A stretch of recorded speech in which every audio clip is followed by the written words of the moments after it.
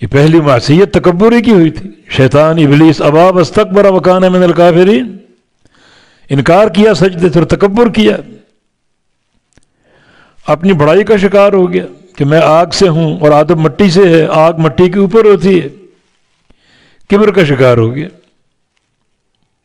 اور نبی علیہ السلام کی حدیث ہے لن يدخل الجنة من كان في قلبه مثقال حبة خردل من الكبر، جس انسان کے دل میں رائی کے دانے کے برابر تکبر ہوگا جنت میں داخل ہو ہی نہیں سکے گا.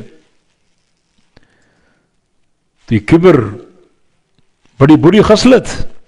کبر کیا ہے؟ دو چیزیں، الکبر بطر الحق و غمط الناس، حق کا انکار کر دینا. حق سمجھ آ گیا، حق واضح ہو گیا، لیکن مان نہیں رہا، قبول نہیں کر رہا. قبول کیوں نہیں کر رہا؟ کہ میرے مذہب میں ایسا نہیں ہے، میری برادری میں ایسا نہیں ہے، میرے باپ دادا ایسا نہیں کرتے، یہ بات میرے باپ دادا کے خلاف ہے، یہ بات میری برادری کے خلاف ہے، یہ بات میرے پیروں کے خلاف ہے، میرے اماموں کے خلاف. کوئی بھی کیفیت ہو، ہے کبر. یہ حق واضح ہو اور اس کا انکار کر دے. اور دوسری صورت جو ہے لوگوں کو دھتکارنا اور حقیر جاننا.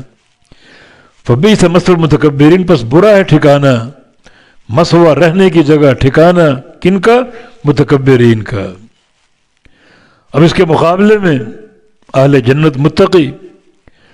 وسیق الذین اتقوا ربهم الی الجنۃ زمرا، اور چلایا جائے گا، لے جایا جائے گا ان لوگوں کو اتقوا جو ڈر گئے اپنے رب سے، ربهم اپنے رب سے.